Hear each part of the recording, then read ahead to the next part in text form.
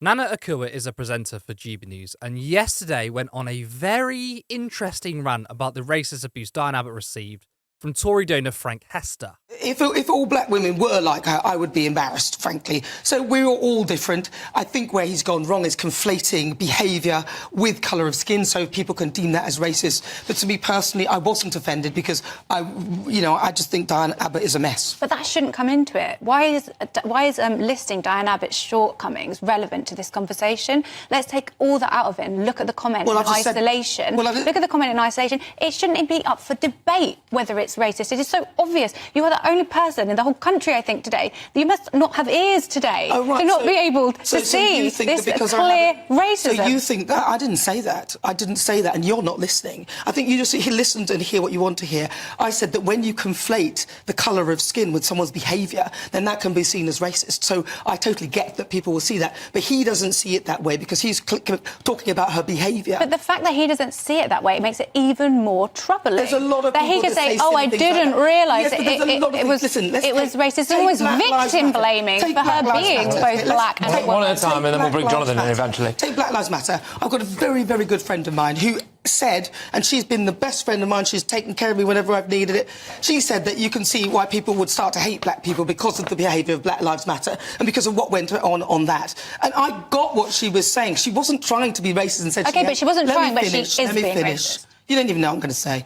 She was not saying that she hates all black people. She was saying that behaviour, if it is representative of many black people, then that could be something that could make people dislike them. And I, as a black woman, know that if I do something, I could be seen as representative of black people. So I'm well aware that I have to look into how I behave. But that's what's wrong, isn't it? Bringing sex or gender up and making it relevant in terms of in a derogatory way is racist and sexist.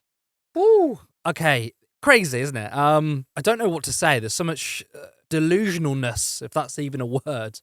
So Nana says she wasn't offended. Yeah, that's because a Tory abused a left-wing MP. I wonder if the exact same wording had come from the left or Liberal towards a right-wing figure. I guarantee she'd be unbelievably outraged. And guess what? She would be right to be outraged. Now, her first part of defence is that people could see it as racist, but Hester didn't mean for it to be. I mean, I don't know how anyone couldn't see the racist intention. I mean, this man has made racist comments multiple times before, but that's not defense. It doesn't matter whether you meant it or not. If you do or say something racist, it's racist. Then she goes on to the most unhinged rant I think I've ever heard, which is that she has a friend who said that she can see why people hate black people because of BLM. Wow, a movement in which people of colour are trying to fight systemic racism, trying to fight police brutality. If your response is anything remotely like that, you are a racist. And the fact that Nana sympathises with that is horrendous. I mean, she really did say, I can't be a racist because I've got racist mates. People are different. One black person isn't representative of an entire community. Nana is black, okay? And she's extremely right-wing, so case in point. So if anyone were to say that the words or actions of one black person means you judge other black people, that is racist, and that is what Hester said. She then goes on to engage in self-deprecation, saying that, well, she has to be careful about her actions because of what people will think of her. That's really fucked up. It's almost as if racist people exist and will judge a whole community based on one person. I mean, she's basically undermined her own argument. And I have to say, Nana Akua is one of the most disgusting and morally reprehensible people in the media. A couple of years ago, I covered her saying that we should let refugees drown instead of sending boats out to save them. A deplorable person. But these are the sort of people GB News find. I mean, they field the most disgusting people. Nana and others on the right and the far right who belong to a minority community need to understand that the right wing hate you. I mean, they'll use you for identity politics, but there will be a time when they don't need you, which is ironic since the right accuse the left of identity politics, yet they love to wheel out a token minority to suit them. And I'm not saying that if you belong to a minority group, you must subscribe to a certain kind of politics. It's good that people are agents of their own politics, but it needs to be pointed out that people who otherwise hate you for your sexuality or colour of your skin, they will use you. Now, the toxicity of the debate in politics has just got so much worse. I mean, 5 or 10 years ago, we would never see these sorts of arguments on TV, and I'm pretty sure any pundit would be fired for saying such things. And I hear it all the time from the right who say, well, you think everything is racist. And I say, well, that's just pure projection. Those who say that think that nothing is racist. I mean, we're hitting the level where calling someone a racist is more controversial than being a racist. And that's thanks to the likes of GB News and other extremely right-wing pundits coming out of the gutter.